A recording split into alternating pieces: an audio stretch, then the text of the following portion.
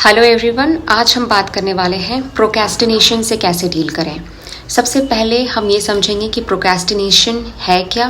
Procrastination एक ऐसी आदत होती है, एक ह्यूमन टेंडेंसी होती है, जहाँ पे जो भी टास्क हमें थोड़ा सा टफ लगता है, डिमांड करता है कि हम कंफर्ट जोन से थोड़ा बाहर आकर के काम करें, तो वहीं ह्यूमन एक इनर्शिया कह सकते हैं, एक इनर्शिया के स्टेट में चला जाता है इंसान, और उसे लगता है कि नहीं, आज नहीं कल शुरुआत करेंगे, कल पूरी एनर्जी के साथ इस काम को शुरुआत करेंगे और काम फिनिश करेंगे, ठीक है।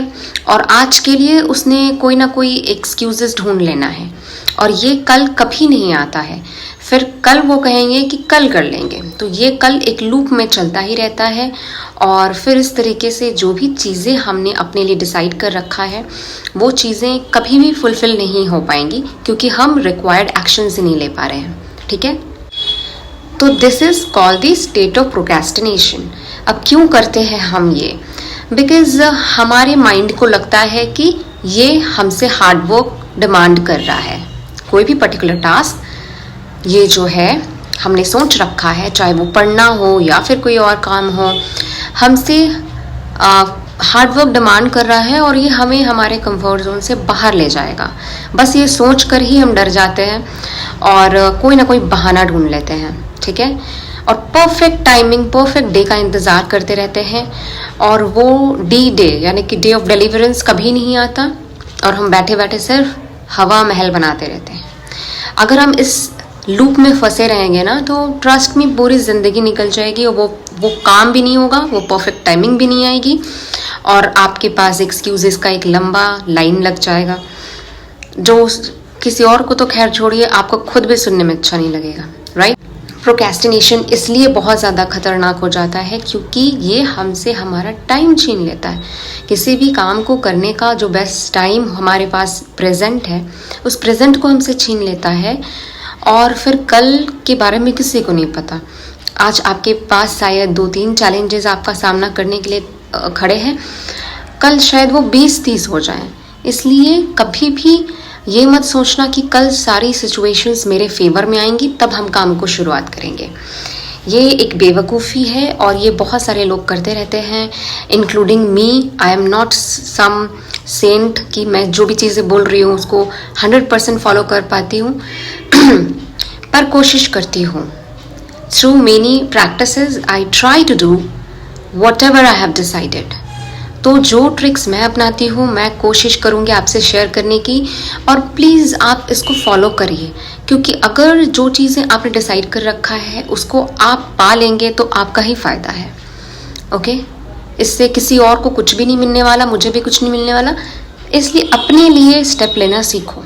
और एक बात को मेरी हमेशा याद रखना, तुम्हारी लाइफ में अगर कुछ भी पॉजिटिव चेंज लाना है, कितना भी छोटा, वो तुम लेकर के आओगे, nobody else in this world. चाहे वो आपका कितना भी हितैषी हो, आपका कितना भी अपना हो, आपका कितना वेल विशर हो, बहुत कुछ हो आपको दे सकता है, पर आपका एक पॉजिटिव चेंज लाइफ में नहीं लेके आ सकता। वो सिर्फ आप ला सकते हैं। बाहरी लोग नेगेटिव बहुत आराम से आपके लाइफ में चेंज ले आएंगे, पर पॉजिटिव चेंज के लिए हमेशा आपको मेहनत करनी पड़ेगी। तो अगर अपनी लाइफ की रिस्पॉन्सिबिलिटी तुम ही नहीं लोगे, तो फिर कोई और को तुम क्या ही बोलोगे, किसी और को। इसलिए हम आज बात करेंगे कि हम कैसे डील कर सकते हैं इस प्रोक्रेस्टिनेशन से, जो हर किसी को होता है, okay. You are not special, trust me, ये हर किसी को होता है। और जो भी चीज़ें हम डिसाइड करते हैं उसका रिजल्ट और कॉन्सिक्वेंसेस तो बहुत अच्छा लगता है, मैजिकल लगता है, पर जिस प्रोसेस के थ्रू वो मिलने वाला है वो किसी को पसंद नहीं आता। मंथ के एंड में सबको सैलरी अच्छी लगती है, पर पूरे महीने का मेहनत किसी को अच्छा नहीं लगता। सब चाहते हैं कि किसी तरीके से हम बच जाएं इस मेहनत से, लेकिन सैलरी सबको अच्छी लगती है। तो फिर ये बेवकूफ़ी मत करो। एक इक्वल एक्शन एंड रिएक्शन का जो साइंस में हमने पढ़ा है, न्यूटन्स लॉ में, कि every action is equal and opposite reaction. तो इसलिए ऐसा एक्शन लो जिससे तुम्हें रिएक्शन मिले। एक्शन ही नहीं लोगे तो तुम कुछ भी रिएक्शन डिजर्व नहीं करते, यानी कि कॉन्सिक्वेंसेस और अच्छा रिजल्ट डिजर्व नहीं करते। तो हम यहाँ पे इसलिए इस वीडियो को देख रहे हैं क्योंकि वाकई हम इस लूप से बाहर आना चाहते हैं। सो सबसे पहली चीज़ जो मैं कहूँगी वो है कि जर्नलिंग करो। एक छोटी सी डायरी, पॉकेट साइज डायरी रखो अपने पास, और हर रात सोने से पहले डिसाइड कर लो कि कल सुबह से हम क्या शुरुआत करेंगे काम करना, और एकदम सुबह से जस्ट उठेंगे और हम जंप कर जाएंगे बेड से, क्योंकि जहाँ हमने देर किया हमारा माइंड तो एक किताब लेके बैठा ही हुआ है एक्सक्यूजेस का, उसे खोल देगा। फिर हमें लगेगा यार ये तो आज का दिन अच्छा नहीं है, अगले महीने की 1 तारीख से शुरू करते हैं, आज तो बारिश हो रही है, सन निकलेगा तब थोड़ा पॉजिटिविटी आएगी एनवायरनमेंट में, तब काम करेंगे। तो ये सारी चीज़ें करने लगे दिमाग इससे पहले कि हमें बाहर आके अपना काम शुरू कर देना है। और सुबह का काम डिसाइड करना इसलिए ज़रूरी हो जाता है कि सुबह हमारा जो दिमाग होता है ना वो बिल्कुल एनिमी की तरह तैयार रहता है, अलार्म ऑफ करके फिर से सोने के लिए, काम शुरू नहीं करके आराम करने के लिए, सारा एक्सक्यूज़ के पास रेडी रहता है। इसलिए अगर हमारे पास हमारा काम क्या करना वो रेडी नहीं रहेगा तो वो मन जीत जाएगा, और वो फिर हम वापस देखेंगे कि 6 बजे का अलार्म लगा था, उठ रहे हैं हम 9 बजे, तो सुबह से ही डिमोटिवेट हो जाएंगे अपनी हरकत देख के। तो लिख लेना है और तुरंत बेड से बाहर आना है, अपने काम पे लग जाना है, ठीक है। दूसरी चीज़, दिन का जो सारा काम रहेगा उसमें जो सबसे टफ काम है, एनर्जी डिमांडिंग काम है, उसको हम सुबह रखेंगे। कहा भी जाता है ईट द फ्रॉग फर्स्ट, सबसे जो टफ काम है उसको हम पहले करेंगे, क्योंकि सुबह की एनर्जी ज़्यादा होती है, पीसफुल एनवायरनमेंट रहता है, हमारा माइंड रिफ्रेश हो चुका होता है स्लीप के बाद, तो हम इस काम को कंप्लीट कर लेंगे। जब हम इस काम को कंप्लीट कर लेंगे तो हमारा माइंड इंटरनली हमें मोटिवेट करेगा कि वाह इतना टफ काम तुमने सुबह सुबह इतनी जल्दी निपटा लिया, अब चलो नेक्स्ट चीज़ तो आराम से कर ही लेंगे। तो ये एक सीरीज में काम करने लगेगा, ठीक है। एक काम दूसरे काम के लिए मोटिवेट करेगा, दूसरा काम तीसरे काम के लिए मोटिवेट करेगा, और एंड ऑफ द डे हम देखेंगे कि हमने मेजॉरिटी ऑफ चीज़ें कर ली हैं। आई एम नॉट सेइंग कि 100%, कुछ कुछ चीज़ें बाकी रह जाती हैं कभी कभी, तो इट्स ओके। इतना ज़्यादा अपने आप को रोबोटिक मत बनाओ, कभी कभी कुछ चीज़ें रह जाती हैं, ओके। पर तुमने मेजॉरिटी ऑफ चीज़ें कर ली हैं तो अपने आप को रिवॉर्ड देना मत भूलना। कुछ भी चीज़ जो तुम्हें पसंद हो वो खा लो, या फिर अपना फेवरेट शो देख लो, शाम को थोड़ा सोशल मीडिया के लिए टाइम निकाल लो, फ्रेंड से बात कर लो, या फिर what ever make you refresh and entertaining something, तो वो सारी चीज़ें तुम कर लो, ओके। फिर नेक्स्ट डे का प्लान करके ही सोना।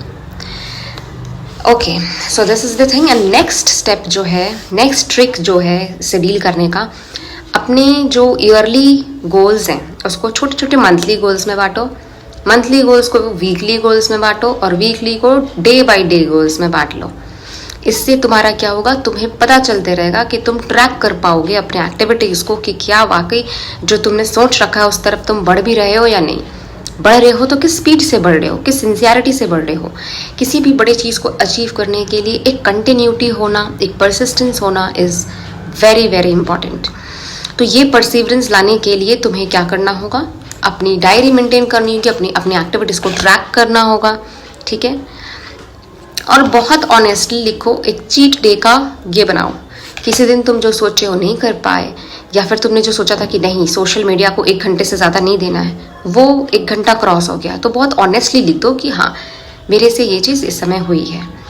अपने जर्नलिंग को इतना बेहतर तरीके से यूज़ करो ना, एक आईने की तरह ही होता है जर्नलिंग, हमेशा बहुत आपका हेल्प करता है, बेस्ट फ्रेंड की तरह, आईने की तरह सब कुछ लिखा होता है कि आपने क्या करा, कितनी मेहनत करी, कहाँ कहाँ पे आपसे गलतियाँ हुई, कौन सा गोल आप पूरा नहीं कर पाए। तो उससे आप अपने आप को ट्रैक कर पाते हैं, किसी और के पास आपको नहीं जाना पड़ता कि लाइफ बहुत मेस्ड अप है, आप सब कुछ आराम से देख लेते हैं, एनालाइज कर लेते हैं कि क्या चल रहा है लाइफ में, okay. So this is also one of the step. अब जब चीज़ें बहुत क्लियर होती दिमाग में तो हम प्रोक्रेस्टिनेट नहीं करते। जब भी हम कंफ्यूज होते हैं, क्लियरली नहीं सोच पाते आगे का, तब हम प्रोक्रेस्टिनेट करते हैं। तो जर्नलिंग आपको हेल्प करेगी चीज़ों को क्लियरली देखने में, एनालाइज करने में, और फिर आगे बढ़ने में, ठीक है। नेक्स्ट चीज़ है एक सेल्फ हेल्प गाइड, जैसे मैंने बना के रखा हुआ है। ये सेल्फ हेल्प गाइड क्या करता है, आपकी लाइफ की, देखो अगर हम लाइफ जी रहे हैं, हम अभी स्टूडेंट लाइफ जी रहे हैं या फिर कुछ भी काम कर रहे हैं, तो लाइफ हमें ना ऐसे एक कंपार्टमेंटल डिवीजन नहीं किया हुआ है हमारे लाइफ का। ऐसा नहीं है कि अगर हम पढ़ाई कर रहे हैं तो हमारी लाइफ की बाकी चीज़ें रुक गई हैं, नहीं। बहुत सारे सेक्टर्स में, फैमिली लाइफ में, रिलेशनशिप में, फाइनेंसेस में, सारी चीज़ें साइमल्टेनियसली चल रही होती हैं, ठीक है। और वो सारी चीज़ों को शॉर्ट आउट करना, एकदम से शॉर्टेड रखना बहुत ज़रूरी है। हर कुछ क्लियर कट आपको पता होना चाहिए कि आपके लाइफ के किस सेक्टर में क्या चल रहा है। उसके लिए ये सेल्फ हेल्प गाइड रहेगा। आप उसमें अलग अलग हेडिंग दे करके फाइनेंसेस को डील कैसे कर रहे हैं, उसमें करंट में क्या सिचुएशन है वो लिखेंगे। एक minute, let me show you something. देखो, सबसे फर्स्ट पेज में मैंने ये बना के रखा हुआ है, दिस इज सक्सेस चक्र। मतलब लाइफ में आपकी mental health, spiritual health, physical health, career, personal life, social life, इसमें अलग अलग तरीके के सारे सेक्टर्स दे रखे हैं। और यहाँ पे हर सेक्टर का एक अलग से मैंने चैप्टर काइंड ऑफ थिंग बना लिया है, ताकि मुझे पता रहे, मैं ट्रैक कर सकूं कि मैं किस तरफ बढ़ रही हूँ, कहाँ मुझे और मेहनत करने की ज़रूरत है और कैसे हम आगे बढ़ सकते हैं इस चीज़ में। तो हर दिन इस चीज़ को देखें कि किस चीज़ में आप किस तरीके से आगे बढ़ रहे हैं। बिकॉज लाइफ का हर एक सेक्टर की रिस्पॉन्सिबिलिटी आपकी, पूरी लाइफ की रिस्पॉन्सिबिलिटी आपकी, ठीक है।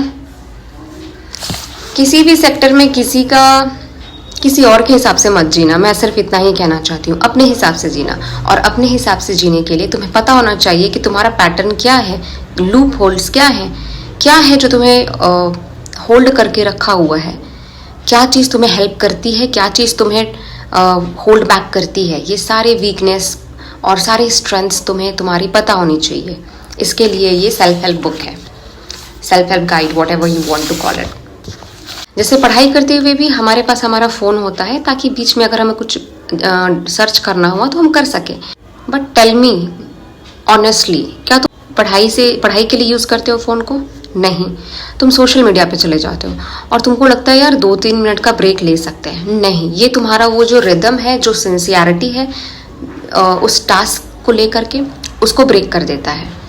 सो जब भी तुम पढ़ाई करने बैठो मत यूज़ करो फ़ोन। अगर तुम्हें कंट्रोल नहीं है अपने ऊपर बहुत ज़्यादा, तो तुम क्या करो कि वो सारी चीज़ें एक जगह पे नोट डाउन कर लो जो तुम्हें फ़ोन पे सर्च करना है, तुम उसको बाद में कर लेना।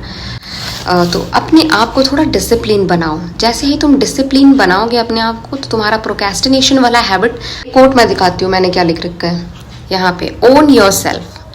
तुम्हारी जो भी चीज़ें हैं, जो भी आदतें हैं, जैसे procrastination is one of the habit जो तुम्हारे पास अभी है, तो अपनी सारी चीज़ों को ओन करो, भागो मत। एक्सेप्ट इट कि हाँ ये वाली आदत अभी मुझे लग गई है, पर मैं इससे डील कर रहा हूँ बहुत अच्छे तरीके से, एंड बहुत जल्दी मैं इससे बाहर निकल जाऊँगा, ठीक है।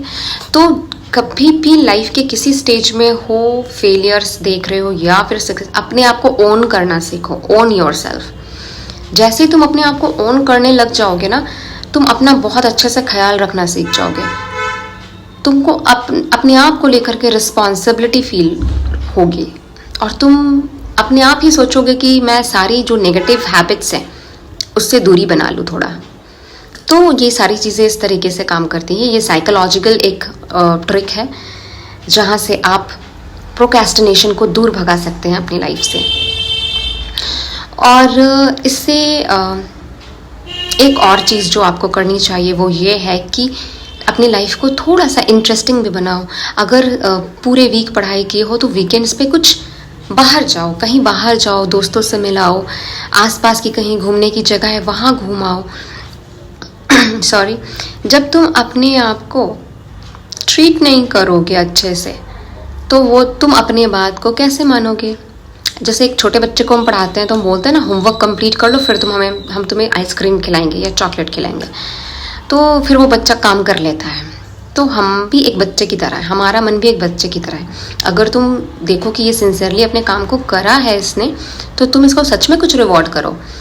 मैं भी कई बार करती हूँ कि अगर काम कर लेती हूँ तो मैं फिर स्किप कर देती हूँ रिवॉर्ड को, कि चलो यार काम तो हो ही गया है, थोड़ा सोशल मीडिया स्क्रॉल कर लेते हैं, उसके बाद फिर से काम शुरू कर देते हैं। तो जब तुम इस तरीके से करोगे ना, तो एक सर्टेन टाइम के बाद तुम बोर हो जाओगे।